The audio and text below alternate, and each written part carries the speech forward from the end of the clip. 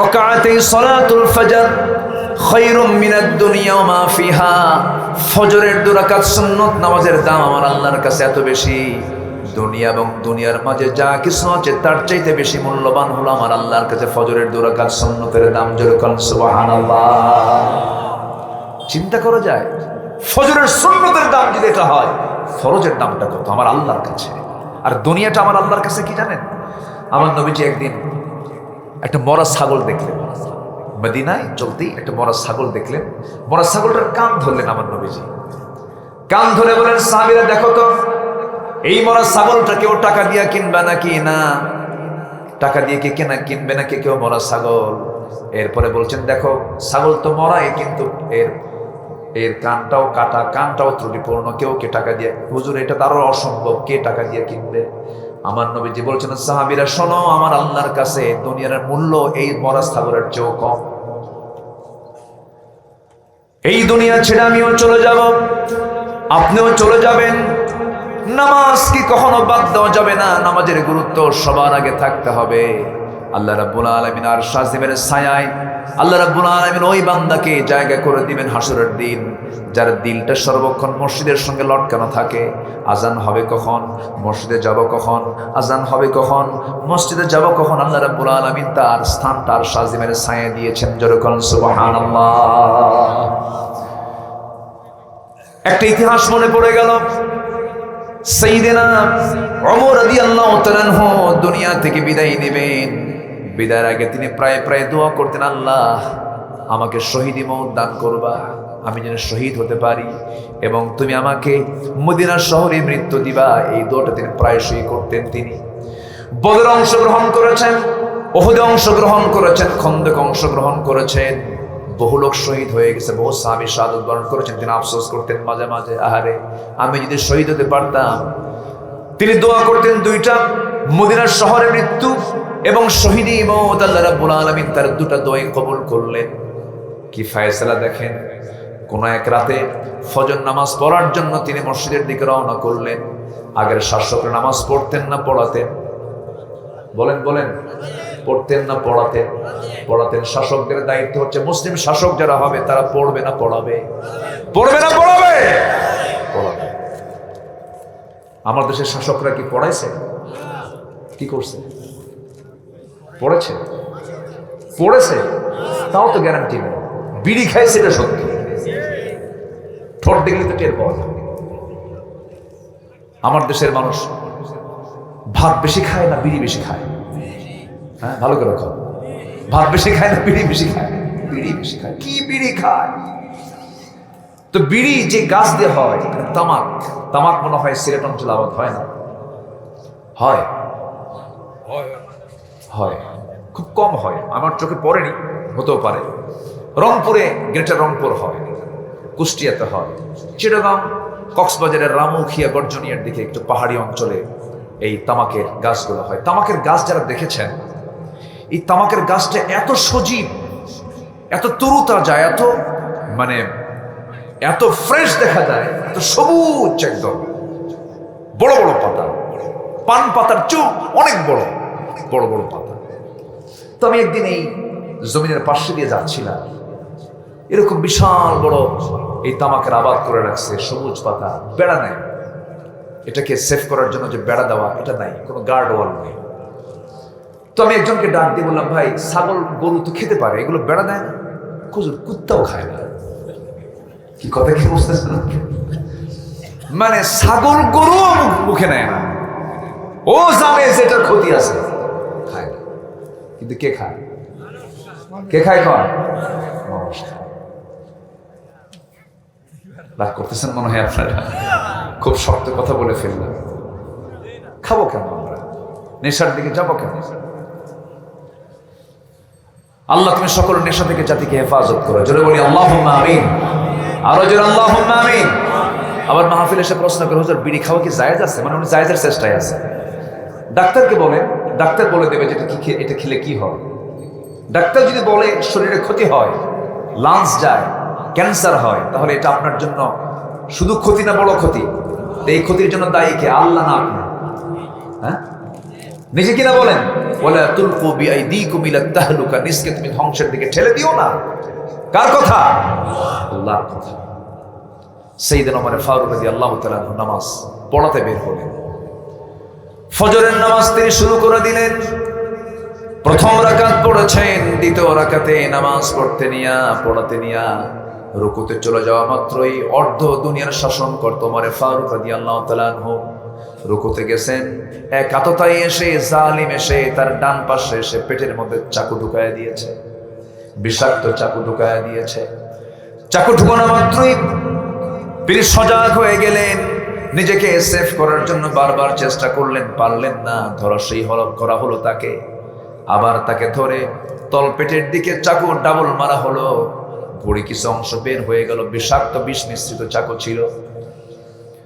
কয়েক ঘন্টা সেন্স নাই, নামাজ তিনি পরিপূর্ণ করতে পারলেন না। রুকুতেই তিনি অজ্ঞান হয়ে পড়লেন। কয়েক ঘন্টা পর সেন্স যখন ফিরে আসছে, সামনের দিকে তাকায় দেখেন কলিজার টুকরার সন্তান আব্দুল্লাহ ইবনে ওমর রাদিয়াল্লাহু তাআলা আনহু বলছেন, আব্দুল্লাহ রে, চোখে পানি কেন, কান্দো কেন? আল্লাহ আমার দোয়া কবুল করে নিয়েছে। আমি শহীদের মর্যাদা পেয়ে যাচ্ছি, কারণ আমাকে যে আঘাত করেছে আবু লুলু মাজুসি, সে একজন অগ্নি পূজক, সে আমাকে মেরেছে। আমি নিশ্চিত আমি শহীদ হয়ে যাচ্ছি। আব্দুল্লাহ, চিন্তা করো না, আমার জন্য পানি আনো। এক গ্লাস পানি দৌড় মেরে এবার বাবার হাতে দিয়ে বলছেন, আব্বা এই যে পানি, আপনি পান করুন। তিনি বলছেন, কলিজার টুকরা সন্তান, আল্লাহর কসম করে বলি, আমার কলিজায় কোনো তৃষ্ণা নাই, আমার পানির কোনো তৃষ্ণা না। আমার তৃষ্ণা হলো ফজর নামাজ তো আমার এখনো সম্পূর্ণ হয় না, ওযুর পানি এনে দাও। ওযু বানায় নামাজে দাঁড়ায় যেতে হবে। যেরকম সুবহানাল্লাহ। নামাজের কি গুরুত্ব দেখেন। রক্ত পড়তেছে শরীর থেকে, বুড়ি বের হয়ে গেছে, নামাজের কথা চিন্তা হয়েছে সবার আগে। ওযু বানায় নিলেন। ওযু বানায় নিয়া নামাজ দাঁড়ায় পড়বেন এই নিয়তে কাপড় দিয়ে পেটটা বেঁধে ফেললেন, কিন্তু পারলেন না, রক্ত শূন্যতা।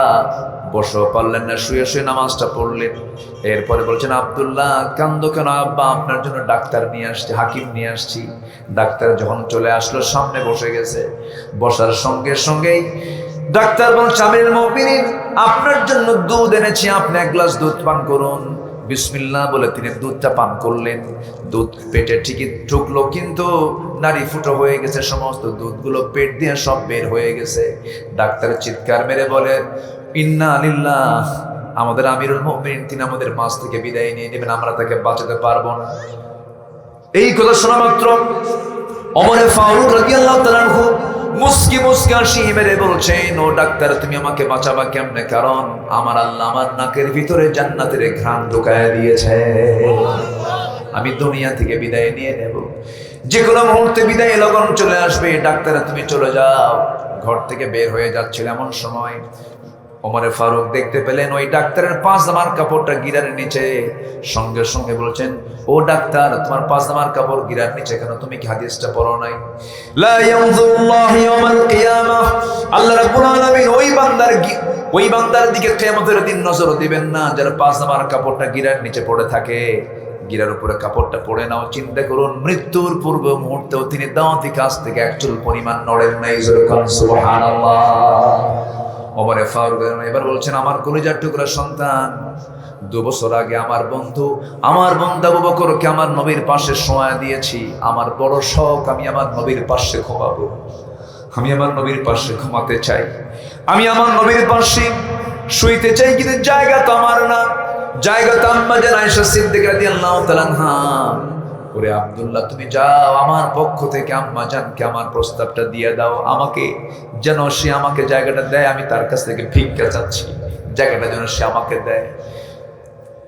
সন্তান চলে গেছেন আম্মা জান আয়েশা সিদ্দিকার কাছে গিয়ে এই প্রস্তাবনা যখন দিয়ে দিলেন, প্রস্তাবনা দেওয়ার সঙ্গে সঙ্গে আম্মা জান আয়েশা সিদ্দিকা কাঁদতে কাঁদতে বলছেন, এমন একজন ব্যক্তির প্রস্তাবনা, এটাকে আমি কেমন করে প্রত্যাখ্যান করি?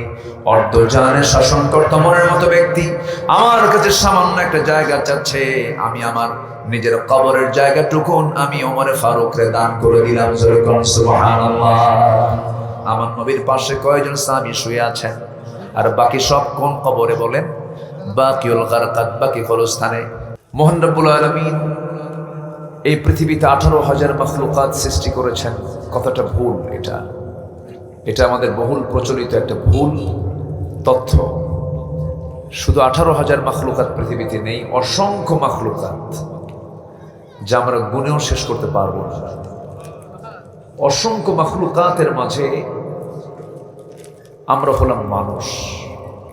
আল্লাহ তাআলা আমাকে আপনাকে বিশেষ একটি মর্যাদা আমাকে আপনাকে দিয়ে এই পৃথিবীতে পাঠিয়েছেন। আল্লাহ তাআলা ইচ্ছে করলে কুকুর শুকরও বানাতে পারতেন, কিন্তু সবচেয়ে সুন্দর আকৃতি দিয়ে, সুন্দর গঠন দিয়ে মানুষ করে এই দুনিয়াতে আল্লাহ পাক আমাকে আপনাকে পাঠিয়েছেন এবং সকল সৃষ্টির উপরে আমাদেরকে একটা প্রভাব, একটা শ্রেষ্ঠত্ব দান করেছেন। দেখেন না, মাঝে মাঝে রাস্তায় দেখা যায়, আমাদের হাইওয়ে তো মাঝে মাঝে দেখা যায় হাতি রাস্তায় নেমে চাঁদাবাজি করে। হাতি চাঁদাবাজি করে না হাতিওয়ালা করে? হাতি না হাতিওয়ালা? হাতিওয়ালা। হাতিওয়ালা হাতিকে ব্যবহার করে, উপরে বসে থাকে ছোট্ট একটা মানুষ, সামনে গাড়ি গেলেই সে আটকায় ফেলে। এত বড় একটা প্রাণীকে ছোট্ট একটা মানুষ উপরে বসে, মাহুদ বসে কি সিগন্যালটা দেয়, দিল আটকায়। আবার কি সিগন্যাল দিল, সে আবার ড্রাইভিং সিটে যে বসে আছে তার কাছে এসে গ্লাস একটা টোকা দেয়, সিগন্যাল দিচ্ছে। আমি না, আমার মালিক দিচ্ছে সিগন্যাল। কি আছে দাও, বোঝেন নাই? আচ্ছা, যদি টাকার পরিমাণ একটু কম দেয় তখনও সিগন্যাল দেয় এটা হবে না, তখন বলে হচ্ছে না, ঘুতায় দেয়। তো এই যে একটা বিশাল বড় একটা প্রাণী হাতি, সে হাতিকে আজকে মানুষ কন্ট্রোল করছে। হিংস্র সিংহ বাঘের মুখের ভিতরে মানুষ মাথা ঢুকায় দিয়ে রাখে। অজগর 3-4টা মানুষকে খেয়ে ফেলবে, সে অজগরকে মানুষ পুষছে, নিয়ন্ত্রণ করছে। তো আল্লাহ তাআলা মানুষকে কি একটা ক্ষমতা দান করেছেন। এই ক্ষমতার ফলাফল কি? সকল সৃষ্টি আল্লাহ পাক মানুষের জন্য সৃষ্টি করেছেন, কিন্তু মানুষ এবং জিন ছাড়া সকল সৃষ্টির মৃত্যুর মধ্য দিয়ে সবকিছুর সমাপ্তি হয়ে যাবে। আর মানুষ এবং জিনের মৃত্যুর মধ্য দিয়ে তার জীবন শেষ হবে না শুরু হবে? বলেন, শেষ হবে না শুরু হবে? এটার নাম কি, ইহকাল না পরকাল? বলেন, ইহকাল না পরকাল? পরকাল। যেটা শুরু হবে সেটা কি? পরকাল। আর চোখ খোলা আছি আমরা, এখন কিসে আছি? ইহকালে আছি। কাল তো দুইটা, একটা ইহকাল আর একটা কি? পরকাল। আল্লাহ রাব্বুল আলামিন বলেন, ওয়ালাল আখিরাতু খায়রুল লাকা মিনাল উলা। আরেক জায়গায় বলছেন, ওয়ামাল হায়াতুদ দুনিয়া ইল্লা মাতাউল গুরুর। আরেক জায়গায় বলছেন, ওয়াল্লাহু ইনদাহু হুসনুল মাআব। জোরে বলুন আল্লাহু আকবার। এই দুনিয়ার জীবনের চাইতে আল্লাহর কাছে ফিরে যাওয়াটাই হলো উত্তম প্রত্যাবর্তন স্থল। আল্লাহর কাছে আমরা ফিরে যাব। আমরা কিন্তু চলে যাব না, আমরা ফিরে যাব। আমরা চলে যেতে চাই না, ফিরে যেতে চাই। ফিরে যেতে চাই কারণ আমরা জান্নাত থেকে দুনিয়াতে এসেছি, আবার সেই জান্নাতে আমরা ফিরে যেতে চাই। জান্নাত পেতেই হবে, এটাই হচ্ছে চূড়ান্ত অর্জন। এটার জন্য সব কিছুর, সমস্ত কিছুর প্ল্যান, পরিকল্পনা আমাদের। জান্নাত যদি আমার হয়ে গেল, আমার পুরোপুরি যে প্রত্যাশা, যে আমার মূল টার্গেট, সেটা ফিল আপ হয়ে গেল।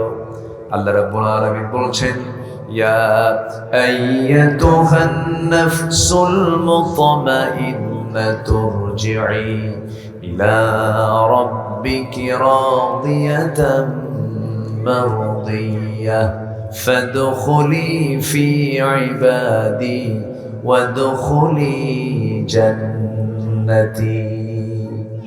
হে প্রশান্ত আত্মা, আমার অনুগত বান্দা হয়ে যাও, আমার জান্নাতে প্রবেশ করো। আল্লাহ পাক আমাকে আপনাকে অনুগত হওয়ার জন্য বলছেন। অনুগত বান্দা আমরা হব। সে অনুগত বান্দা হওয়ার জন্য সকল হারামকে বর্জন করে হালালকে ধরব। জান্নাত পাওয়ার জন্য খুব সহজ একটা ক্যালকুলেশন, সহজ একটা হিসাব হলো, হারামকে বর্জন করব, জীবন থেকে হালালকে গ্রহণ করে ফেলবো। আল্লাহর কাছ থেকে আমরা জান্নাতটা বুঝে নেব, জোরে কারণ সুবহানাল্লাহ। সহজ বিষয়, কিন্তু হালাল এবং হারাম এই বিষয়টাই তো অনেক মুসলমানের কাছে স্পষ্ট নয়। অনেকে যোগ বিয়োগ করে জান্নাত পেতে চান, যে নামাজও পড়বো, মাঝে মাঝে মদের যদি একটা নেশা ওঠে মদটাও খাবো, জেনার কারবারও করব, কি করব, সুদটাও চালাই, সবে কদরের রাত্রে গিয়ে মাফ চেয়ে নেব। এরকম করে অ্যাডজাস্ট করে একটু প্লাস মাইনাস করে অনেকে জান্নাত পেতে চান। জান্নাত এমন করে হবে না। আগে জান্নাত পাওয়ার জন্য আগে হারামগুলোকে নিজের জীবন থেকে সাফ করে দিতে হবে, মাইনাস করতে হবে। কোনো হারাম নিজের জীবনে ঢুকানো যাবে না। কথাগুলো কার? আসতে বলবেন না, কথাগুলো কার? এক সাহাবী আমার রাসূলকে প্রশ্ন করছেন, ইয়া রাসূলুল্লাহ, আমি বেশি আমল করব না, আমাকে একটু আমল দেন, সামান্য কিছু আমল দেন। আমার নবীজি বললেন, কি আমল করতে চাও বলো?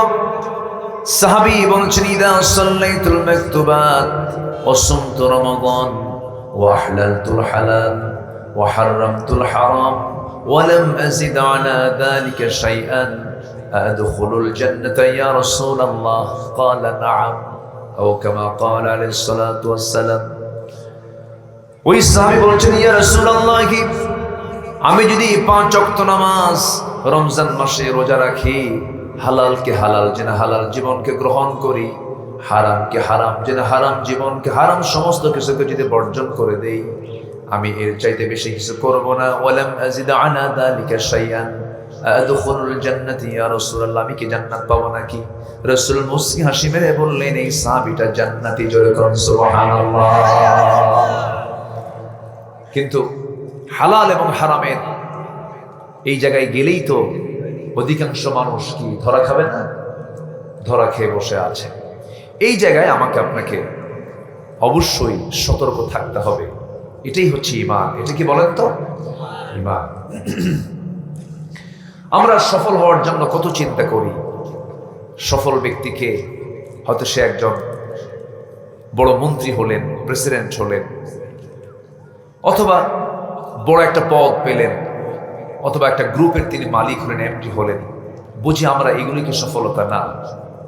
সফল হওয়ার জন্য সফলকে এমন উত্তম পরামর্শ কে দিতে পারেন বলেন? আসতে বলেন, কে দিতে পারেন? কে দিতে পারেন? আল্লাহ। রিজিক নিয়ে আমরা কিছু ভুল চিন্তা মাথায় নিয়ে থাকি। অনেকে আমরা রিজিককে মনে করি যে শুধু টাকা পয়সাই মনে হয় রিজিক। না, এটা সর্বনিম্ন একটা স্তর হচ্ছে টাকা পয়সা থাকা। এটা একটা সর্বনিম্ন রিজিক। গোটা পৃথিবী আপনার নামে দলিল হলো, কিন্তু আপনার বডিতে ক্যান্সার, লাভ আছে কিছু? কোনো লাভ নেই। রিজিকের 4টা স্তর আছে। নাম্বার 1 হচ্ছে রিজিকের সর্বনিম্ন যে স্তর, সেটা হচ্ছে অর্থ সম্পদ। সর্বোচ্চ স্তর হলো সুস্থতা। এটা একটা নিয়ামত। এটা জোরে বলি না ভাই, আলহামদুলিল্লাহ। এই এত বড় একটা নিয়ামত, এটা অসুস্থ হলে বোঝা যায় যে এটা কত বড় নিয়ামত। নাম্বার 3, সর্বোত্তম স্তর হচ্ছে রিজিকের পুণ্যবান, পুণ্যবতী স্ত্রী এবং পরিশুদ্ধ নেক সন্তান। এটা হচ্ছে সর্বোত্তম একটা রিজিকের স্তর। আর পরিপূর্ণ স্তর হচ্ছে মহান রব্বুল আলামিনের সন্তুষ্টি লাভ, তার রেজামন্দি হাসিল করা, তাকে সন্তুষ্ট করতে পারা হচ্ছে রিজিকের পরিপূর্ণ একটা স্তর। কিন্তু আমরা যেটা সর্বনিম্ন স্তর, এটিকে নিয়ে আমরা ভাবি মনে হয় এটাই বুঝি আমার রিজিকের মাপকাঠি। তা নয়। তাই যদি হতো, আমার দেশে আপনি একটু সম্পত্তির মালিকদের দিকে তাকান না। বিশাল বড় সম্পদের পাহাড়ের মালিক সালমান এফ রহমান, নাম শুনছেন না? তাকে যেন কি বলে আমার দেশের মানুষ? ও, আপনারাও জানেন তাহলে? আচ্ছা। তো এই বেচারি দেখেন প্রচুর সম্পত্তির মালিক, কিন্তু এত বড় রিজিক পাওয়ার পরেও সে কি শান্তিতে আছে? আজ থেকে শান্তিতে আছে? দাড়িটা ছিল, দাড়িটাও কাটছিল, কাটে নাই? কেটেছিল। আল্লামা সাইদ রাহিমাহুল্লাহ একটা কথা বলেছিলেন, আল্লাহ আমার সম্মানকে নিয়ে যারা ছিনিমিনে খেলছে, আল্লাহ তুমি তাদেরকে জাতির সামনে ল্যাংটা করে দিও। সম্মানিত ভাইয়েরা, রিজিক এটা আল্লাহর পক্ষ থেকে আসে। এজন্য আমাদের ইমানের সুস্থতা চাই, সবার আগে ইমানের সুস্থতা। ইমানটাকে আমাদের ক্যান্সার আক্রান্ত করা যাবে না, ইমানকে মজবুত রাখতে হবে। আল্লাহ তাআলা আমাকে কি দেননি ভাই বলেন তো? কি সুন্দর দুটো চোখ দিয়েছেন, সুন্দর দুটো কান দিয়েছেন, সুন্দর একটা জিহবা দিয়েছেন। আবার আল্লাহ বান্দাকে প্রশ্ন করছেন, বান্দা আমি কি এগুলো দেই নাই তোরে কি দিলাম না বল। আল্লাহ রাব্বুল আলামিন বলেন, আলাম নাজআল লাহু আইনাইনি ওয়া লিসানান ওয়া শাফাতাইনি ওয়া হাদাইনাহু নাজদাইন। বান্দা আমি তোমাকে কত সুন্দর টানা টানা দুটো চোখ দিলাম, সুন্দর দুটো ঠোঁট দিলাম। চোখকে সুস্থ রাখার জন্য চোখের মধ্যে পানি দিলাম, সেই পানিকে লিকুইড করেছি, লবণ করে দিয়েছি পানিগুলো। 24 ঘন্টায় তোমার চোখ থেকে 1 মিলিলিটার চোখ থেকে পানি বের হয়। বেশি বের হলে তোমার চোখ নষ্ট হয়ে যাবে, কম বের হলেও সমস্যা হয়ে যাবে। লিমিট করে 1 মিলিলিটার পানি তোমার চোখ থেকে বের করে দেই এবং চোখের পলক ফেলে দেই প্রতি মিনিটে 15 থেকে 20 বার করে। যে কোনো ময়লা চোখের মধ্যে ঢোকে, আমি আল্লাহ তাআলা এই পানিগুলোকে লবণ করেছি এই জন্য, কারণ গোটা বডির মধ্যে একমাত্র চোখটাই বাইরে থাকে। আমি আল্লাহ রাব্বুল আলামিন ওয়াইফারের মতো পলকগুলো বারবার ফেলে দিয়ে তোমার চোখটাকে আমি জীবাণু মুক্ত রেখে দেই। জোরে করুন সুবহানাল্লাহ। আমার বন্ধুগণ, এই চোখের মধ্যে আল্লাহ রাব্বুল আলামিন প্রায় বিজ্ঞান বলছে 1 কোটি রং দিয়েছেন। বান্দা এই চোখ দিয়ে 1 কোটি রং সে দেখতে পাবে। চোখের পানিকে লবণ দিলেন, এরপরে কানের যে ময়লাগুলো, সেই ময়লাগুলো ইয়ারওয়াক্স আল্লাহ রাব্বুল আলামিন তিতা করে দিয়েছেন, তিক্ত করে দিয়েছেন। কেন? এই জন্য তিক্ত করেছেন, বান্দা তুমি যখন ঘুমাতে যাবে, তোমার কানের ময়লাগুলো যদি মিষ্টি হয়ে যেত, তাহলে সমস্ত পিঁপড়াগুলো, পোকামাকড়গুলো, নিথর দেহ, ঘুমন্ত দেহ, কানের মধ্যে পোকাগুলো ঢুকে যেত, পিঁপড়াগুলো ঢুকতো, কান সাফ করবা না, ঘুম পারবা। যদি কোনো পিঁপড়া, পোকামাকড়, যদি ছোটখাটো কোনো কিছু যদি ঢুকেও পড়ে, যখন দেখবে ভিতরের খাবারটা তিক্ত, শাস্তে করে বের হয়ে আসে। আল্লাহ রাব্বুল আলামিন শুধু কানটা বানায় দেন নাই, শ্রবণ কোষ্ঠে ঠিক রাখার জন্য আল্লাহ রাব্বুল আলামিন সেখানে তিক্ত খাবার দিয়ে সমস্ত পোকামাকড় মুক্ত রেখে দিয়েছেন। যেরকম সুবহানাল্লাহ। জিহ্বার দিকে চলে যান। এই জিহ্বার মধ্যে কত স্বাদ আল্লাহ রাব্বুল আলামিন দান করেছেন, কত প্রকার স্বাদ আমরা নেই, হাজার হাজার স্বাদ করি আল্লাহ রাব্বুল আলামিন জিহ্বার মধ্যে দিয়ে দিয়েছেন। জিহ্বার চতুর্পাশে আল্লাহ রাব্বুল আলামিন জোয়ার দিয়ে দিয়েছেন, লালা দিয়ে ভরে দিয়েছেন। এই যে আমি কথা বলছি, আমার ভিতরে লালা আছে না নাই? লালা যদি আসা বন্ধ হয়ে যেত, আমার মুখের আওয়াজ বন্ধ হতো, দম আটকে যেত আমার, আমি কোনো কথা বলতে পারতাম না। এই যে আমার পিছন থেকে আল্লাহ রাব্বুল আলামিন অনবরত 24 ঘন্টা যে লালাটা বের করে দিলেন, সেই লালাটার কিন্তু কোনো স্বাদ নাই, স্বাদহীন লালা করেছেন। কেন? এটা হলো এমন একটা মেশিন যে খাবারই আসুক না কেন সঙ্গে সঙ্গে ব্রেনে সিগন্যাল দিয়ে দেয়। এটা হলো লটকা ফিশ, এটা হলো পুঁটি মাছ, এটা হলো আপেল, এটা হলো কমলা, এটা হলো আঙ্গুর। সুবহানাল্লাহ বলা যাবে না? কে দিয়েছেন? আসতে বলবেন না, কে দিয়েছেন? আল্লাহ দিয়েছেন। জিহ্বার চতুর্পাশে কি পরিমাণ জোয়ান! শুধু তেঁতুল গাছের সামনে দাঁড়াবেন, তেঁতুল গাছের তেঁতুল ফলটা কত দূরে ধরে আছে, এই তেঁতুলের দিকে তাকালে জিহ্বা থেকে কি হয়? হ্যাঁ, পানির সিটকে গিয়ে সলিমুদ্দের গালে পড়ে। কি ব্যাপার, এরকম হলো কেন? তো বন্ধু টের পাইলাম না, শুধু তেঁতুল দেখছি আর সিটকে গেছে। কি জোয়ার! আল্লাহু আকবার। কে দিয়েছেন? কে দিয়েছেন? আল্লাহ দিয়েছেন।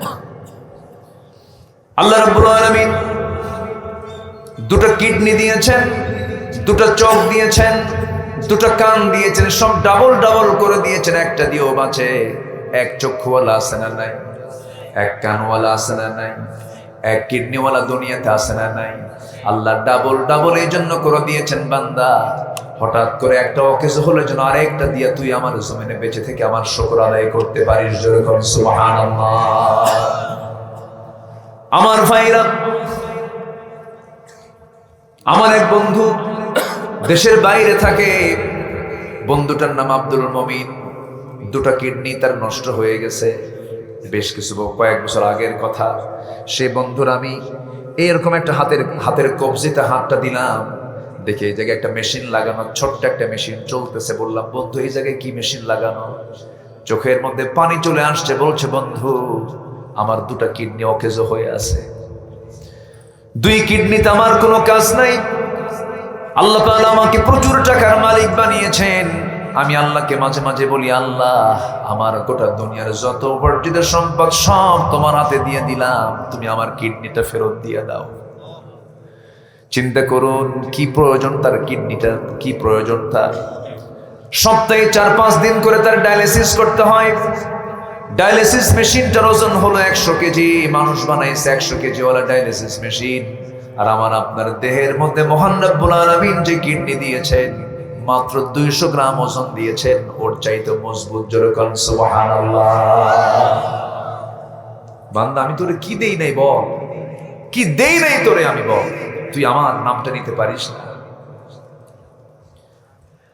আমার বন্ধুগণ, যদি এমনটা হতো, কিডনির ওজন যদি 200 গ্রাম না করে আল্লাহ রাব্বুল আলামিন আগে যদি দুনিয়াতে আমাকে পাঠায় দিয়ে বলতেন, বান্দা তুই দুনিয়াতে যা, এরপরে কিডনি আসমান থেকে পাঠায় দেব, আসমান থেকে 100-200 কেজি কিডনি যদি পাঠায় দিতেন, ধানের বস্তা কাঁধে নিবেন না কিডনির বস্তা কাঁধে নিবেন? কত বড় বেকায়দা হয়ে যেত। আল্লাহ বলছেন সুন্দর করে, আল্লাযী খালাকাকা ফাসাওয়াকা ফাআদালাকা ফি আইয়ি সূরাতিন মা শাআ রাক্কাবাক। আমি তোমাকে শুধু সৃষ্টি করি নাই, ব্যালেন্স করে দিয়েছি যেন তুমি চলতে পারো, ফিরতে পারো ইজিলি, যেন সহজভাবে যেন চলতে তোমার যেন কোনো সমস্যা না হয়। সুন্দর করে আমি তোমাকে সৃষ্টি করেছি। নিজের দিকে তাকায় দেখো, তোমার মুখ থেকে বের করো আলহামদুলিল্লাহ। আমার ভাইরা, তাহলে চোখটা দিলেন কে? চোখ দিয়া পানিটা বের করে দেওয়ার ব্যবস্থা করেন কে? চোখটা চালান কে? চোখ দিয়ে তাকায় থাকে কে? আল্লাহ। আল্লাহ তাকায় থাকে, অন্যের বইয়ের দিকে চায় থাকে আল্লাহ। এই পৃথিবীতে এখন সবচেয়ে বড় গুনাহ হলো চোখের গুনাহ। কিসের গুনাহ বলেন? চোখের গুনাহ। আল্লাহ রাব্বুল আলামিন এই জন্য লজ্জাস্থানের হেফাজতের আগে আল্লাহ রাব্বুল আলামিন আগে চোখটাকে হেফাজত করতে বলেছেন। কি সিরিয়াল মেইনটেইন করছেন আল্লাহ? ইয়াগুদ্দু মিন আবসারিহিম ওয়া ইয়াহফাযু ফুরুজাহুম। চোখটাকে নিয়ন্ত্রণ করো, চোখটাকে নিম্নগামী করো। চোখের গুনাহ মারাত্মক, চোখের গুনাহ থেকে বাঁচতে হবে। যুবকরা স্মার্টফোনের মিসইউজ থেকে বাঁচার চেষ্টা করতে হবে। আজকের এই প্রেজেন্ট ওয়ার্ল্ডের অনলাইনের দুনিয়া তোমাকে কয়েক মিনিটের মধ্যেই চরিত্রহীন বানায় দেবে, নষ্ট করে ফেলবে। ফ্রন্টাল সেলগুলো সব শুকে যাবে, তোমার জীবন যৌবন ধ্বংস হয়ে যাবে, তুমি স্বাভাবিক কোনো মানুষ থাকতে পারবা না। এই জন্য তোমার এই আধুনিক প্রযুক্তির দুনিয়াতে তোমাকে খুব সাবধানে পা ফেলতে হবে। নেশার দিকে যাওয়া যাবে না, কোনো ডিভাইস আসক্ত হওয়া যাবে না। এই সমস্ত বিষয়গুলো খেয়াল করবে, সুন্দর করে জীবনটা সাজায় নাও, ঈমানটা মজবুত করে নাও, সফলতার পথ ধরো। সফল হওয়ার জন্য আল্লাহ রাব্বুল আলামিন কিছু শর্ত জড়িয়ে দিয়েছেন। কোন কোন বান্দাগুলো সফলতা পেতে চাও, আমার কাছ থেকে কিছু পরামর্শ নাও। সফল হওয়ার জন্য শর্ত হলো 9টা শর্ত পূরণ করবা তোমরা, আমি আল্লাহ নিজে সফলতা দিয়ে দেব। জোরে বলেন সুবহানাল্লাহ। আমার আল্লাহ কত মহান, আমার আল্লাহ কত বড়। আমার আব্দুর রব মল্লিক ভাই মাঝে মাঝে লন্ডন থেকে ঢাকা চলে আসেন, বহু সময় লেগে যায়, ট্রানজিট সহ বহু সময় লেগে যায়। এত কষ্ট করে সেই বিমান সফর কিন্তু বিমানেরটা সহজ না, কঠিন সফর। চলে আসেন, কিন্তু পাসপোর্ট ছাড়া কোনো উপায় নাই। কিন্তু আমার আল্লাহ এমন মহান আল্লাহ, এমন রব, শুধু আমাকে তিনি দেখেন না, ছোট্ট ছোট্ট প্রাণীকেও দেখেন, ছোট্ট ছোট পাখিকেও দেখেন। আমার দেশে অতিথি পাখি শীতের মধ্যে আসে না নাই? সে কি আমার দেশের না অন্য দেশের? কয় মাসের জন্য আসে? 6 মাসের জন্য আসে। হাকালুকি বিল কোন অঞ্চলে বলেন?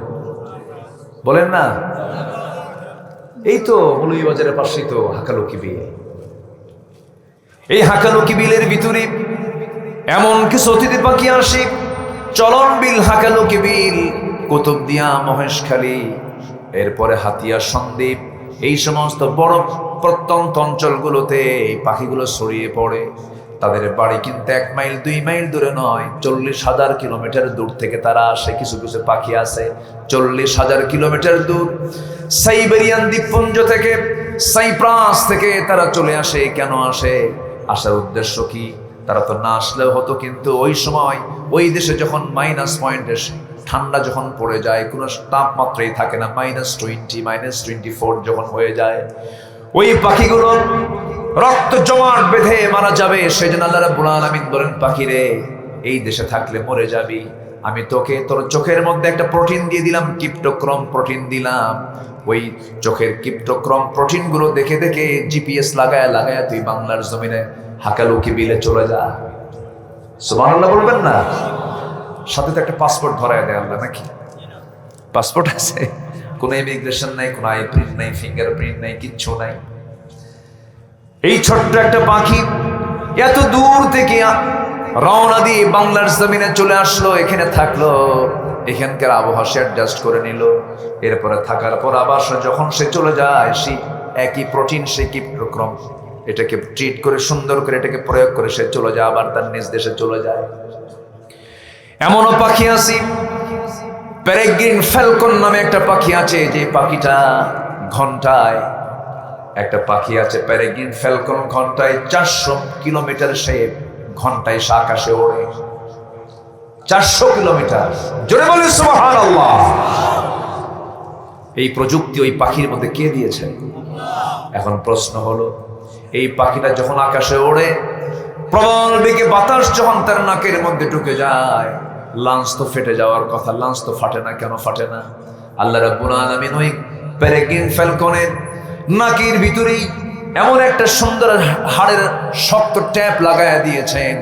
সেই ট্যাপটা শক্তভাবে লাগানো আছে, যখন বাতাস আসে প্রবল বেগে, ওই ট্যাপটা সামনে এসে ধাক্কা খায়, ট্যাপের সঙ্গে বাতাসটা ধাক্কা খায়, বাতাসের গতি কমে গেল, আস্তে করে সে বাতাসটা লাঞ্চ থেকে নিয়ে আবার সে লাঞ্চ থেকে বের করে দেয়। জোরে বলেন সুবহানাল্লাহ। ঠিক একই প্রযুক্তি, আজকে আধুনিক বিজ্ঞান, আজকের বিমানগুলোর মধ্যে ঠিক ওই পাখি থেকে এই ট্যাপ প্রযুক্তি লাগায় আজকে বিমানের মধ্যে ঢুকানো হয়েছে। জোরে বলি সুবহানাল্লাহ। ওয়া আরসালা আলাইহিম তায়রান আবাবিল। জোরে বলি আল্লাহু আকবার।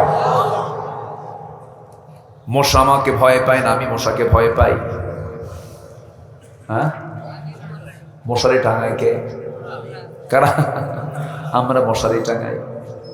ছোট্ট একটা মশা, আল্লাহ রাব্বুল আলামিন কোরআন কারীমের ভিতরে আজ থেকে ১৫০০ বছর আগে মশা নিয়ে কথা বলেছেন। কাফেররা বলল, মাযা আরাদাল্লাহু বিহাদা মাসালা, তোমার আল্লাহর কাজ নাই, কেমনে কোরআনের মতো কিতাবের মধ্যে মশার কথা বলার কি দরকার? আজকের এই তথ্য প্রযুক্তির যুগে এই মশাটা হয়ে গেছে বিশাল বড় গবেষণার একটা প্রাণী। দেখেন কেমন করে, কোথাও কোনো মশা পাওয়া যায় না, লাইট থাকলে পরে। গত 2 দিন আগে কোথায় যেন মাহফিল ছিল, আমি বললাম, ভাইজান আমাকে বিশ্রাম দেন, মাগরিব পরে আমি একটু ঘুমাবো, আমাকে বিশ্রামের ঘর বানায় দেন, একটু ঘরটা দিয়ে দেন। শুয়ে পড়লাম, শুয়ে পড়ার আগে আমাকে বললো, হুজুর মশারি টাঙায় দেবো নাকি? বললাম, না, কই, মশা তো একটাও দেখি না, মশারির দরকার নাই, শুধু লাইট বন্ধ করেছি। লাইট বন্ধ করার 5 মিনিটের মধ্যে নাকের কাছে, কানের কাছে সে সারেগামা পাধানিসা। চতুর্দিকে নেটিং ঘর, মশা থাকতেই পারে না, কিন্তু সে আমাকে খুঁজে কেমন করে বের করলো। আমি মানুষ, মশাকে আমি চোখে দেখতে পেলাম না, লাইটও দেখতে পেলাম না, অন্ধকারে সে আমাকে খুঁজলো কেমনে?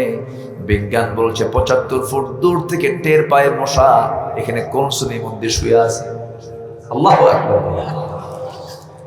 এই মশা যখন কারো দেহে পড়ে, মশার সামনের যে অংশ যা দিয়ে সে ঢুকায় দেয় চামড়ার ভিতরে রক্ত শোষণ করার জন্য। এই সুরটার মধ্যে 6টা ডিপার্টমেন্ট আছে, 6টা অংশ আছে।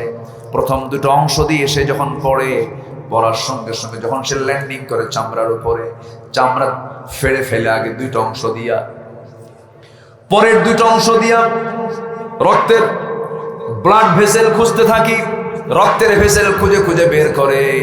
তৃতীয়, এরপরে চতুর্থ নম্বর 5ম নম্বর অংশ দিয়া আস্তে করে সেই তার বান্দার ওই চামড়ার মধ্যে সে কেমিক্যাল নিঃসরণ করতে থাকে অ্যানেস্থেসিয়া করার জন্য, অজ্ঞান করার জন্য। কারণ রক্ত একটা দেহ থেকে বের করা কিন্তু সহজ কোনো কাম না, শক্ত প্যাথোলজিস্ট দরকার।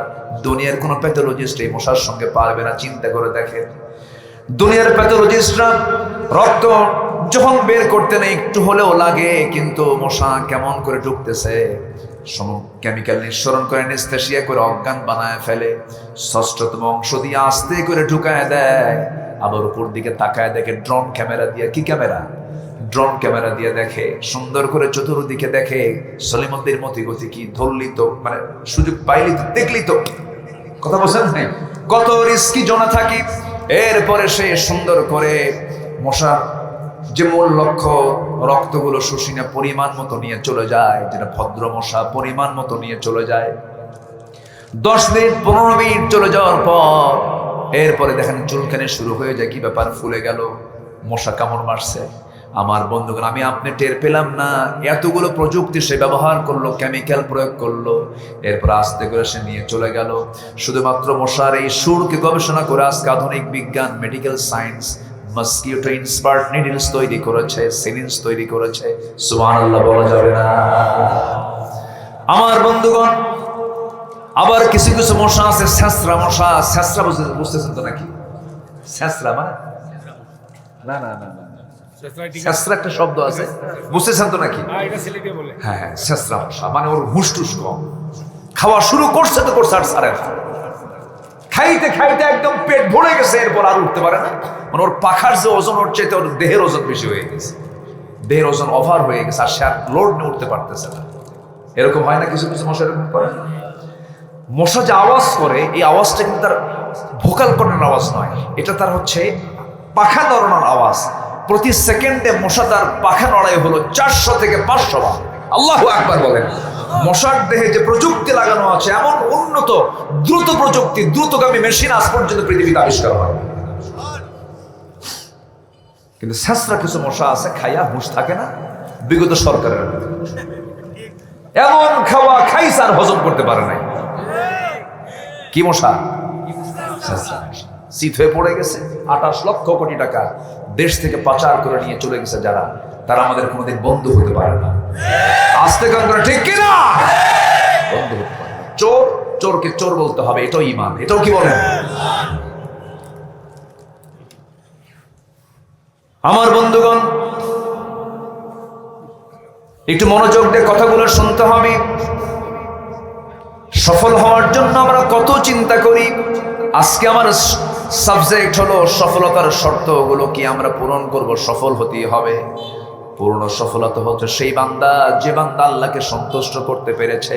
সূরাতুল আ'লা যারা পারেন সুন্দর করে আমার সঙ্গে ঠোঁট মিলিয়ে বলুন, قد أفلح من تزكى وذكر اسم ربه فصلى بل تؤثرون الحياة الدنيا والآخرة خير وأبقى। জোরে বলুন আল্লাহু আকবার। কোন বান্দা সফল? যার মধ্যে 3টা কাজ থাকবে। সূরাতুল আ'লার মধ্যে 3টা কাজের কথা বলেছেন। নাম্বার 1 হলো যে ব্যক্তি নফসকে শুদ্ধ করতে পেরেছে। নফস তো ভালো কিছু চায় না, নফস শুধু হিংসা করতে চায়। ওর কেমনে হলো? ঘুম হয় না। এরকম আছে না কিছু নফস আছে, একটু ব্যবসা করে একটু ভালো চলে না, ওর ছেলে এটা হলো কেমনে, ওর হাই প্রেশার হয়। এরকম আছে না, হাই প্রেশার হয়ে যায়। মানে ওই চিন্তা করতে করতে হিংসার ঠেলায় হাই প্রেশার, ওষুধ ছাড়ার ঘুম হচ্ছে না। এরকম রোগী মনে হয় নাই আমার দেশে? আছে না নাই? হিংসা। আগের যুগের মানুষ ঘোড়ায় চড়ে বিয়ে করতে যেত, ঘোড়ায় চড়ে, পালকিতে চড়ে। জাস্ট এক্সাম্পল, বোঝানোর জন্য বলছি। তো এক বেচারি বিয়ে করবে, ঘোড়া দরকার। গ্রামের এক মুরব্বীর কাছে ঘোড়া আছে, বললো ভাই চাচা আমি একটু আসছি আপনার কাছে ঘোড়া নেওয়ার জন্য, কেন অমুক দিন আমার বিয়া। মুরব্বী খেপে গিয়ে ওর প্রতি তার মানে উনি পছন্দ করতেছে না, মুরব্বী রাগের ঠালে বলছে সবাই ঘোড়া দিল, তোরে ঘোড়া দেবো না, যা। যুবক ছেলেটা চলে আসছে বাড়িতে, মনটা খারাপ, আমার সঙ্গে এরকম খারাপ আচরণ করলো, ঘোড়া দিল না। চলে গেছে মসজিদে নামাজ পড়তে। রমজান মাস, ফজরের রাত্রিতে গিয়ে তাহাজ্জুদ তারাবি নামাজ পড়া দুহাত তুলে দোয়া করতেছে, আল্লাহ এই গভীর রজনীতে আজকে তোমার কাছে আমার জন্য কোনো দোয়া নেই, আমার জন্য আমি কিচ্ছু চাই না আল্লাহ, আমার কোনো চাওয়া পাওয়া না, আমার একটাই চাওয়া আজকে রাত্রিতে আল্লাহ ওই বুড়ার যেন ঘোড়াবো, বুড়ার যেন ঘোড়াবো। এই দোয়া করে চলে আসছে বাড়িতে। বাড়িতে আসার পরে এখন মার চোখের দিকে তাকায় দেখে মা কান্দে। মা তুমি কান্দো কেন? কি বাবা তোর গরু মরে গেছে। কি বুঝতেছেন কি আপনারা? জাস্ট বোঝানোর জন্য বলছি। তাহলে মালাকুল মউত আসলো ঘোড়ার কাছে না গরুর কাছে? কার গরু? কার গরু? যে হিংসা করে। সম্মানিত ভাইয়েরা, হিংসুকির হিংসায় যার জন্য হিংসা করা হয় তার কিচ্ছু হয় না, ওর জন্য পরে সারখার হয়ে যায়। হিংসা হচ্ছে নফসের বড় রোগ, আমরা হিংসা থেকে বাঁচবো, জোরে বলি ইনশাআল্লাহ। আরেকটা হচ্ছে অহংকার। আরেকটা কি আছে? অহংকার। ক্ষমতার অহংকার আছে না? রাজাকারের নাতিপুতিরা চাকরি পাবে, দেখেন না এরকম ধরনের কথা বললো না? কোটা সংস্কারের জন্য ছেলেরা, ঢাবির ছাত্র তো মেধাবী, ঢাকা ইউনিভার্সিটি তারা হচ্ছে দেশের চৌকস, সব বাসা বাসা ছাত্রগুলো যারা দেশ নেতৃত্ব দেবে সেই ছেলেগুলো ঢাবিতে পড়াশোনা করে। আমিও ভাঙ্গাচোরা ছাত্র ছিলাম।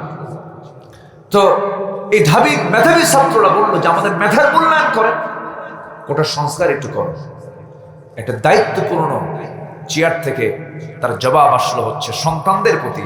সন্তান কিন্তু তারা, তাদের প্রতি লক্ষ্য করে বলা হলো রাজাকার নাতিপুতিরা চাকরি পাবে।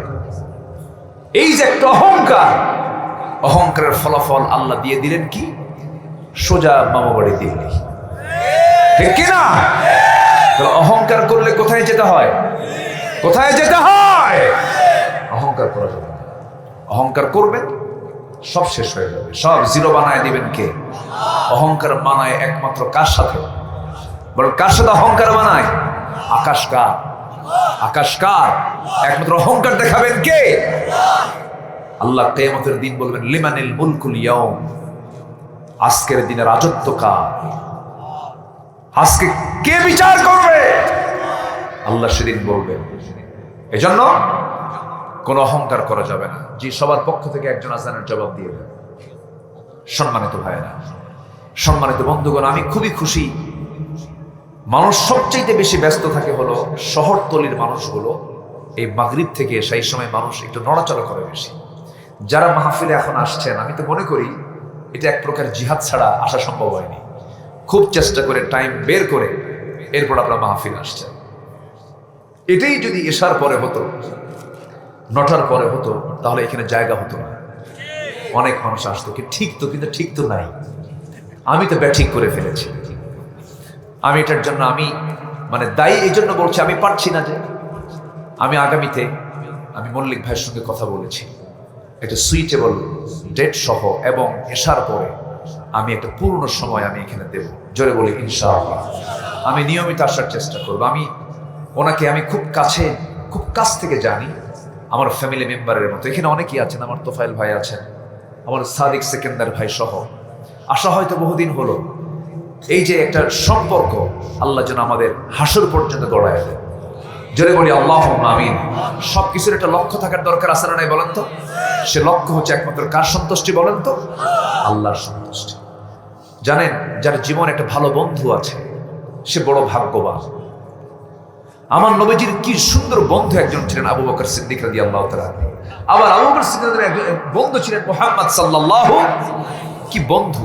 এই জন্য যার জীবনে এমন বন্ধু থাকে, যে বন্ধুর দিকে তাকালে আখিরাতের কথা মনে হয়, যে বন্ধুর দিকে তাকালে হাসরের কথা মনে হয়, তার চাইতে ভাগ্যবান মানুষ পৃথিবীতে আর দ্বিতীয়টা নয়। এজন্য বন্ধু নির্বাচনও আমাদের সতর্ক থাকার দরকার আছে না নাই বলেন তো? আছে। সম্মানিত ভাইয়েরা, একটু মনোযোগ দিয়ে আমার কথাগুলো শুনি। আমি 9টা পয়েন্ট আমি খুব অল্প সময়ের মধ্যে আমি শেষ করার চেষ্টা করবো। আজান যেহেতু হয়ে গেছে, আর কিছুক্ষণ আমরা কথা বলি। আমরা এই পর্ব শেষ করে আবার নামাজের পরে আবার আলোচক আছেন, তারা আলোচনা করবেন ইনশাআল্লাহ। সম্মানিত ভাইয়েরা, তাহলে নফসের শুদ্ধতা আমরা সবে আগে আনবো, হিংসা মুক্ত, অহংকার মুক্ত, অবৈধ কামনা বাসনা মুক্ত হৃদয় আমরা বানাবো। জোরে বলি ইনশাআল্লাহ। আমরা নফসটাকে আকাশের মতো উদার বানাবো। জোরে বলি ইনশাআল্লাহ। এক সাহাবীকে রাসূল দেখে বললেন, এই সাহাবী জান্নাতি। সুবহানাল্লাহ বলবেন না? আবার একদিন বললেন, আবার বললেন, দ্বিতীয় দিন জান্নাতি, আবার বললেন তৃতীয় দিন জান্নাতি। আমার নবীজির এমন কথা শুনে ওমর ফারুক রাদিয়াল্লাহু আনহু করলেন কি, ওই সাহাবীর বাড়িতে চলে গেলেন। বাড়িতে গিয়ে তার ব্যক্তিগত আমলগুলো সার্চ করলেন, দেখলেন। এরপরে বলছেন, ভাই রাসূল পরপর 3 দিন তোমাকে দেখে বলেন জান্নাতি, তুমি কি এমন আমল করো আমাকে বলো। ওই সাহাবী বলছেন, ভাই আমার ব্যক্তিগত তেমন কোন আমল নাই, তবে একটা আমল হলো রাতের বেলা যখন ঘুমাতে যাই তার আগে দিয়ে আমি ঘুমানোর পূর্বে মনে করি এই মরণটা আমার শেষ মরণ হতে পারে, আর আমি এই ঘুম থেকে আমি আর জাগা নাও পেতে পারি। এই জন্য সেই সময় আমি আল্লাহর নামে দোয়া পরে ঘুমানোর পূর্বে আমি সঙ্গে সঙ্গে এই সিদ্ধান্ত নিয়ে নিয়ে আমার সঙ্গে সারাদিন চলাফেরায় আচার আচরণে যদি কেউ কষ্ট পেয়ে থাকে আমি আল্লাহর কাছে মাফ চাই, এবং আমি যদি আমাকে যদি কেউ কষ্ট দিয়েও দেয় আমিও তাদেরকে মাফ করে দিই। আমি কোনো জিদ রাখি না, সবাইকে মাফ করে দিয়ে ঘুমায় পড়ি। ওমর ফারুক বলছেন, ও আমার ভাই, আল্লাহ পাক তোমার এই আমলের জন্য রাসূলের মুখ থেকে জান্নাতের ঘোষণা দিয়েছেন। যেরকম সুবহানাল্লাহ। আমি সবাইকে মাফ করে দিয়ে ঘুমায় পড়ি। এটা কি ছোটখাটো মানে নরমাল কোনো নফসের কাজ? এটা বলেন কি পরিমাণ উদার চিত্ততা হলে পরে এই চিন্তা লালন হতে পারে। আসুন না নফসকে আমরা পরিশুদ্ধ করি, আল্লাহ কবুল করুন। জোরে বলি আমিন। নাম্বার 2 হলো ওয়া যাকারা ইসমা রাব্বিহি ফাসাল্লা। আল্লাহর নামের যারা জিকির করবে তারা সফল হয়ে যাবে, এবং নামাজ যারা পড়বে। আমার বন্ধুগণ একটা প্রশ্ন করি, বলুন তো নামাজ কয় ওয়াক্ত? এই 5 ওয়াক্ত নামাজের মধ্যে কোন ওয়াক্তে মুসল্লির সবচেয়ে মসজিদে কম পাওয়া যায়? ওই সময় মানুষ কোথায় থাকে? বাড়িতে। কি কোথায় থাকে বলেন? বাড়িতে থাকে। তাহলে যদি নামাজি হতো তাহলে সবচেয়ে বেশি মুসল্লি থাকার কথা ছিল কোন ওয়াক্তে বলেন? ফজরেই থাকার কথা ছিল। কিন্তু মানুষ বাড়িতে কি করে? মেরাজে যায় না, ঘুমের মধ্যে থাকে। আমার বন্ধুগণ, একটা সহিহ হাদিস, রাকাআতাই সালাতুল ফজর খায়রুম মিনাদ দুনিয়া ওয়া মা ফিহা। ফজরের 2 রাকাত সুন্নাত নামাজের দাম আমার আল্লাহর কাছে এত বেশি, দুনিয়া এবং দুনিয়ার মাঝে যা কিছু আছে তার চাইতে বেশি মূল্যবান হলো আমার আল্লাহর কাছে ফজরের 2 রাকাত সুন্নাতের দাম। যেরকম সুবহানাল্লাহ। চিন্তা করা যায়, ফজরের সুন্নাতের দাম যদি এটা হয়, ফরজের দামটা কত আমার আল্লাহর কাছে। আর দুনিয়াটা আমার আল্লাহর কাছে কি জানেন? আমার নবীজি একদিন একটা মরা ছাগল দেখলেন, মদিনায় চলতেই একটা মরা ছাগল দেখলেন। মরা ছাগলটার কান ধরলেন আমার নবীজি। কান ধরে বলেন, সাহাবীরা দেখো তো এই মরা ছাগলটা কেউ টাকা দিয়ে কিনবে নাকি? না, টাকা দিয়ে কে কিনবে নাকি কেউ মরা ছাগল? এরপরে বলছেন, দেখো ছাগল তো মরাই, কিন্তু এর কানটাও কাটা, কানটাও ত্রুটিপূর্ণ, কেউ কে টাকা দিয়ে? হুজুর এটা তো আরো অসম্ভব, কে টাকা দিয়ে কিনবে? আমার নবীজি বলছেন, সাহাবীরা শোনো, আমার আল্লাহর কাছে দুনিয়ার মূল্য এই মরা ছাগলের চেয়েও কম। এই দুনিয়া ছেড়ে আমিও চলে যাব, আপনিও চলে যাবেন। নামাজ কি কখনো বাদ দেওয়া যাবে না। নামাজের গুরুত্ব সবার আগে থাকতে হবে। আল্লাহ রাব্বুল আলামিন আর শাসিমের ছায়ায় আল্লাহ রাব্বুল আলামিন ওই বান্দাকে জায়গা করে দিবেন হাসরের দিন, যার দিলটা সর্বক্ষণ মসজিদের সঙ্গে লটকানো থাকে। আজান হবে কখন, মসজিদে যাব কখন, আজান হবে কখন, মসজিদে যাব কখন, আল্লাহ রাব্বুল আলামিন তার স্থানটা আর শাসিমের ছায়া দিয়েছেন। যেরকম সুবহানাল্লাহ। একটা ইতিহাস মনে পড়ে গেল। সাইয়েদনা ওমর রাদিয়াল্লাহু তাআলা আনহু দুনিয়া থেকে বিদায় নেবেন। বিদায়ের আগে তিনি প্রায় দোয়া করতেন, আল্লাহ আমাকে শহীদি মওত দান করবা, আমি যেন শহীদ হতে পারি, এবং তুমি আমাকে মদিনা শহরে মৃত্যু দিবা। এই দোয়াটা তিনি প্রায়শই করতেন। তিনি বদরে অংশগ্রহণ করেছেন, উহুদে অংশগ্রহণ করেছেন, খন্দকে অংশগ্রহণ করেছেন। বহু লোক শহীদ হয়ে গেছে, বহু সাহাবী শাহাদাত বরণ করেছেন। তিনি আফসোস করতেন মাঝে মাঝে, আহারে আমি যদি শহীদ হতে পারতাম তিনি দোয়া করতেন দুইটা, মদিনার শহরে মৃত্যু এবং শহীদি মওত। আল্লাহ রাব্বুল আলামিন তার দুটো দোয়াই কবুল করলেন। কি ফায়সালা দেখেন, কোন এক রাতে ফজর নামাজ পড়ার জন্য তিনি মসজিদের দিকে রওনা করলেন। আগের শাসকরা নামাজ পড়তেন না পড়াতেন? বলেন বলেন, পড়তেন না পড়াতেন? পড়াতেন। শাসকদের দায়িত্ব হচ্ছে, মুসলিম শাসক যারা হবে তারা পড়বে না পড়াবে? পড়বে না পড়াবে? পড়াবে। আমার দেশের শাসকরা কি পড়াইছে? কি করছে? পড়েছে? পড়েছে? তাও তো গ্যারান্টি নেই। বিড়ি খাইছে এটা সত্যি, ঠোঁট দেখলে তো টের পাওয়া যাবে। আমার দেশের মানুষ ভাত বেশি খায় না বিড়ি বেশি খায়? হ্যাঁ, ভালো করে খাও। ভাত বেশি খায় না বিড়ি বেশি খায়? বিড়ি বেশি খায়। কি বিড়ি খায়? তো বিড়ি যে গাছ দিয়ে হয়, তামাক। তামাক মনে হয় সিলেট অঞ্চলে আবাদ হয় না? হয়? হয়, খুব কম হয়। আমার চোখে পড়েনি, হতেও পারে। রংপুরে, গ্রেটার রংপুর হয়, কুষ্টিয়াতে হয়, চিটাগাং, কক্সবাজারের রামুখিয়া গর্জনিয়ার দিকে একটু পাহাড়ি অঞ্চলে এই তামাকের গাছগুলো হয়। তামাকের গাছ যারা দেখেছেন, এই তামাকের গাছটা এত সজীব, এত তরুতাজা, এত মানে এত ফ্রেশ দেখা যায়, এত সবুজ, একদম বড় বড় পাতা, পান পাতার চেয়েও অনেক বড় বড় বড় পাতা। তো আমি একদিন এই জমিনের পাশে দিয়ে যাচ্ছিলাম, এরকম বিশাল বড় এই তামাকের আবাদ করে রাখছে, সবুজ পাতা, বেড়া নাই। এটাকে সেভ করার জন্য যে বেড়া দেওয়া, এটা নাই, কোনো গার্ড ওয়াল নেই। তো আমি একজনকে ডাক দিয়ে বললাম, ভাই, ছাগল গরু তো খেতে পারে, এগুলো বেড়া দেয় না? খুঁজুর, কুত্তাও খায় না। কি কথা কি বুঝতেছেন? মানে ছাগল গরু মুখে নেয় না, ও জানে যেটার ক্ষতি আছে, খায় না। কিন্তু কে খায়? কে খায়? কন রাগ করতেছেন মনে হয় আপনারা, খুব শক্ত কথা বলে ফেললাম। খাবো কেন আমরা? নেশার দিকে যাবো কেন? আল্লাহ তুমি সকল নেশা থেকে জাতিকে হেফাজত করো। জোরে বলি আল্লাহুম্মা আমিন। আরো জোরে আল্লাহুম্মা আমিন। আবার মাহফিল এসে প্রশ্ন করে, হুজুর বিড়ি খাওয়া কি জায়েজ আছে? মানে উনি জায়েজের চেষ্টায় আছে। ডাক্তারকে বলেন, ডাক্তার বলে দেবে যেটা কি, এটা খেলে কি হয়। ডাক্তার যদি বলে শরীরে ক্ষতি হয়, লাংস যায়, ক্যান্সার হয়, তাহলে এটা আপনার জন্য শুধু ক্ষতি না বড় ক্ষতি। এই ক্ষতির জন্য দায়ী কে? আল্লাহ না আপনি? হ্যাঁ, নিজে কিনা বলেন, ওয়ালা তুলকু বিআইদিকুম ইলা তাহলুকা, নিজকে তুমি ধ্বংসের দিকে ঠেলে দিও না। কার কথা? আল্লাহর কথা। সাইয়েদনা ওমর ফারুক রাদিয়াল্লাহু তাআলা নামাজ পড়াতে বের হলেন। ফজরের নামাজ তিনি শুরু করে দিলেন। প্রথম রাকাত পড়েছেন, দ্বিতীয় রাকাতে নামাজ পড়াতে নিয়া রুকুতে চলে যাওয়া মাত্রই অর্ধ দুনিয়ার শাসন করত ওমর ফারুক রাদিয়াল্লাহু তাআলা আনহু রুকুতে গেছেন। এক আততায়ী এসে, জালিম এসে তার ডান পাশে এসে পেটের মধ্যে চাকু ঢুকায় দিয়েছে, বিষাক্ত চাকু ঢুকায় দিয়েছে। চাকু ঢুকানো মাত্রই তিনি সজাগ হয়ে গেলেন, নিজেকে সেভ করার জন্য বারবার চেষ্টা করলেন, পারলেন না। ধরাশায়ী করা হলো তাকে। আবার তাকে ধরে তলপেটের দিকে চাকু ডাবল মারা হলো। ভুঁড়ি কিছু অংশ বের হয়ে গেল, বিষাক্ত বিষ মিশ্রিত চাকু ছিল। কয়েক ঘন্টা সেন্স নাই, নামাজ তিনি পরিপূর্ণ করতে পারলেন না। রুকুতেই তিনি অজ্ঞান হয়ে পড়লেন।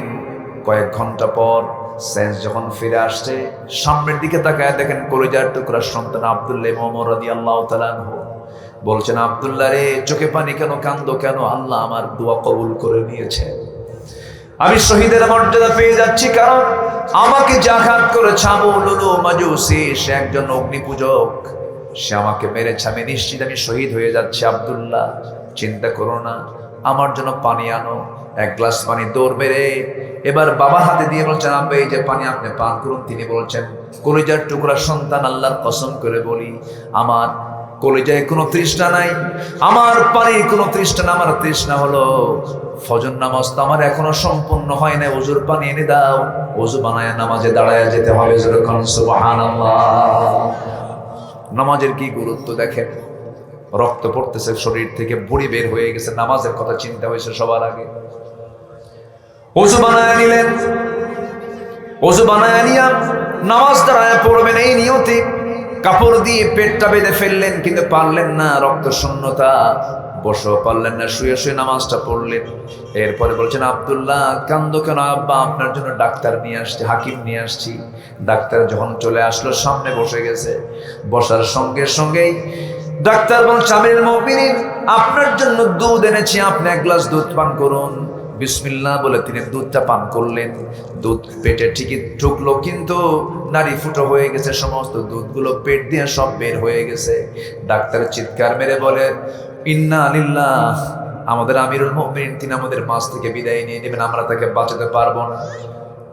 এই কথা শোনা মাত্র ওমর ফারুক রাদিয়াল্লাহু তাআলা আনহু মুস্কি মুস্কি হাসি মেরে বলছেন, ও ডাক্তার তুমি আমাকে বাঁচাবা কেমনে? কারণ আমার আল্লাহ আমার নাকের ভিতরে জান্নাতের ঘ্রাণ ঢুকায়া দিয়েছে, আমি দুনিয়া থেকে বিদায় নিয়ে নেব, যে কোনো মুহূর্তে বিদায় লগন চলে আসবে। ডাক্তার তুমি চলে যাও। ঘর থেকে বের হয়ে যাচ্ছিল, এমন সময় ওমর ফারুক দেখতে পেলেন ওই ডাক্তারের পাজামার কাপড়টা গিরার নিচে। সঙ্গে সঙ্গে বলছেন, ও ডাক্তার তোমার পাজামার কাপড় গিরার নিচে কেন? তুমি কি হাদিসটা পড়ো নাই? লা ইয়ানজুরুল্লাহু ইয়াওমাল কিয়ামাহ, আল্লাহ রাব্বুল আলামিন ওই বান্দার দিকে কিয়ামতের দিন নজর দিবেন না যার পাজামার কাপড়টা গিরার নিচে পড়ে থাকে। গিরার উপরে কাপড়টা পড়ে নাও। চিন্তা করুন, মৃত্যুর পূর্ব মুহূর্তেও তিনি দাওয়াতি কাজ থেকে এক চুল পরিমাণ নড়েন নাই। সুবহানাল্লাহ। ওমর ফারুক এবার বলছেন, আমার কলিজার টুকরা সন্তান, 2 বছর আগে আমার বন্ধু আবু বকরকে আমার নবীর পাশে শোয়া দিয়েছি। আমার বড় শখ, আমি আমার নবীর পাশে ঘুমাবো, আমি আমার নবীর পাশে ঘুমাতে চাই, আমি আমার নবীর পাশে শুইতে চাই, কিন্তু জায়গা তো আমার না, জায়গা তো আম্মা জান আয়েশা সিদ্দিকা রাদিয়াল্লাহু তাআলা আনহা। ওরে আব্দুল্লাহ তুমি যাও, আমার পক্ষ থেকে আম্মা জানকে আমার প্রস্তাবটা দিয়ে দাও, আমাকে যেন সে আমাকে জায়গাটা দেয়, আমি তার কাছ থেকে ভিক্ষা চাচ্ছি, জায়গাটা যেন সে আমাকে দেয়। সন্তান চলে গেছেন আম্মা জান আয়েশা সিদ্দিকার কাছে গিয়ে এই প্রস্তাবনা যখন দিয়ে দিলেন, প্রস্তাবনা দেওয়ার সঙ্গে সঙ্গে আম্মা জান আয়েশা সিদ্দিকা কাঁদতে কাঁদতে বলছেন, এমন একজন ব্যক্তির প্রস্তাবনা, এটাকে আমি কেমন করে প্রত্যাখ্যান করি? অর্ধজাহানের শাসনকর্তা ওমরের মতো ব্যক্তি আমার কাছে সামান্য একটা জায়গা চাচ্ছে, আমি আমার নিজের কবরের জায়গাটুকুন আমি ওমর ফারুককে দান করে দিলাম। সুবহানাল্লাহ। আমার নবীর পাশে কয়জন সাহাবী শুয়ে আছেন? আর বাকি সব কোন কবরে বলেন? বাকিউল গারকাত, বাকি কবরস্থানে তারা শুয়ে আছেন। এই তো মাস 4 মাস আগে গিয়েছিলাম, সপরিবারে 7 জন আমার ফ্যামিলি মেম্বার সব গিয়েছিলাম। একটা ছোট্ট ছেলে হাফেজে কোরআন, আপনাদের দোয়ায় ছোট্ট ছেলেকে নিয়ে চলে গেছি। রাত 3টার দিকে বা কি বলে রাউদাতুম মিন রিয়াদিল জান্নাহ, 3টার দিকে ঢোকার সুযোগটা হলো। ঢুকলাম, ঢুকিয়ে দেখি মাত্র 10 মিনিট টাইম থাকতে দেয় না তো, ঠেলে ঠেলে বের করে দেয়। কি মুশকিল। ঢুকে আমি চিন্তা করলাম, আজান পর্যন্ত থাকতে পারলি তো নামাজটা পড়া যাবে। আমি দাঁড়ায় আসি, দেখি তো আমার কেউ দেখে নাকি। আমার দেশের বহু প্রবাসীরা সেখানে চাকরি করে। দেখি যে ময়মনসিংহ, কিশোরগঞ্জ, এরপরে হবিগঞ্জের কিছু ভাই সেখানে আমাকে দেখে ফেলছে। দূর থেকে আমাকে দেখে সব একসঙ্গে চলে আসছে, 7-8 জন মিলে আমাকে সালাম দিয়ে বলো, হুজুর আপনার ওয়াজ শুনে খুব ভক্ত আমরা। বললাম, ভক্ত তো ঠিক আছে, কিন্তু থাকতে দেবে না তো এই জায়গায়, কি করা যায়? হুজুর একটু দেরি করেন, দেখি কি করা যায়। ওখানে গিয়ে মূল দায়িত্বে যিনি আছেন, ওখানকার একজন দায়িত্বশীল আছেন, মানে অ্যাডমিনিস্ট্রেশন যিনি চালান, ওনার আবার উপরে একটা ইউনিফর্ম আছে, ড্রেস আছে। আমি ওটা খেয়াল করছি পরে। তার কাছে গিয়ে এমন ভাবে আমার ব্যাপারে বলছে, মানে এমন পাম্প দিছে, আমার দেশের মানুষ তেল মারতে পারে, মানে তেল মারে এমন মারছে, আমি তো কিচ্ছুই না, আমি তো ছোট্ট নগণ্য বলা, এমন বলা বলছে। উনি এসে আমাকে শেষ কাতার থেকে, একদম পিছনে ছিলাম আমি, দৌড় মেরে এসে আমার হাতটা ধরে আস্তে করে নিয়ে প্রথম কাতারে, বাম পাশে প্রথম কাতার, আমার নবীর কবর, সাথে দেয়াল, পাশে পুলিশ বসে থাকে, সাথে গ্রিলের সাথেই প্রথম যে কাতারের প্রথম যে সিটটা, প্রথম যে বসার জায়গাটা, সেখানে আস্তে করে বসায় দিয়া ইনটেক একটা জমজমের পানি আমাকে দিয়া, খেজুর দিয়া, আর রোদের একটা ধোঁয়ার আতর লাগায় দিয়া আমার গালে মুখে এমন চুমা খাইল, থুতু সহ চুমা, বুঝলেন? চুমোটুমো দিয়ে তারা তো এরকম করে চুমা খায়। চুমাটুমা দিয়া উনি উল্টা দোয়া আমার থেকে আরো চেয়ে গেল, আপনি দোয়া করেন আমার জন্য, চলে গেল। এরপরে আমি বসে আছি, বসে থেকে আমার বাম পাশে কেউ নাই, আমার বাম পাশে ওয়াল, আর বাম পাশে আমার রাসূল শুয়ে আছে। মাত্র 3-3.5 হাত 4 হাত দূরে। আমার কাছে আল্লাহি আমার কাছে তখন যেন মনে হলো আমার নাকে এসে আমার নবীর গায়ের ঘাম ধাক্কা খাচ্ছে। আমার কাছে এটা মনে হচ্ছিল আসসালাতু ওয়াসসালামু আলাইকা ইয়া রাসূলুল্লাহ। দুটো হাত দিয়ে বারবার শুধু জায়গাগুলো বুলাচ্ছি আর ভাবতেছি এই জায়গা দিয়ে রাসূল কত হেঁটেছেন, কত বসেছেন, কত সিদ্ধান্ত নিয়েছেন, মদিনার রাষ্ট্র চালাইছেন ওই জায়গায় বসে বসে। ওই দরজা দিয়ে মিম্বারে যেতেন, আবার মিম্বার থেকে দরজায় ঘরের মধ্যে ঢুকতেন। মা বাইনা বাইতি ওয়া মিম্বারি রাউদাতুম মিন রিয়াদিল জান্নাহ। আমার রাসূল বলেছেন আমার ঘর এবং আমার মিম্বার এর মাঝের যে অংশটুকু এটা হলো জান্নাতের টুকরা। জয় করুন সুবহানাল্লাহ। আমার নবীজির প্রতি সবচেয়ে বড় বিষয় হলো সফলতা সে পাবে যে সকল কিছুর চাইতে আমার রাসূলকে মহব্বত করতে পারবে। সে পাবে ইমানের মজা। সে পাবে কিসের মজা বলেন? যাক তাআমুল ঈমান। ইমানের স্বাদ সে পাবে যে তার জীবনের চাইতে রাসূলকে বেশি মহব্বত করতে পারবে। আল্লাহ রাব্বুল আলামিন সবাইকে এমন আমল করার তৌফিক দান করুন। জোরে বলি আল্লাহুম্মা আমিন, আরো জোরে আল্লাহুম্মা আমিন। তাহলে সফল হওয়ার জন্য আমরা 3টা কাজ করবো। 1 নম্বর হচ্ছে নফসকে শুদ্ধ রাখবো। রাজি আছি তো সবাই ইনশাআল্লাহ? নাম্বার 2 হচ্ছে সার্বক্ষণিক দোয়া জিকির থাকবে কার? জিহ্বার সার্বক্ষণিক ভিজায় রেখেছেন কে? অতএব এই জিহ্বাকে সিক্ত করে রাখবো কার জিকির দিয়ে বলেন? আল্লাহর জিকির দিয়ে। চোখের জিকির আছে না নাই? চোখ দিয়ে ভালো কিছু দেখা। কানের জিকির আছে না নাই? কান দিয়ে ভালো কিছু শোনা। আমরা এগুলোকে লালন করব। আল্লাহ রাব্বুল আলামিন সবাইকে সে তৌফিক দান করুন। জোরে বলি আল্লাহুম্মা আমিন।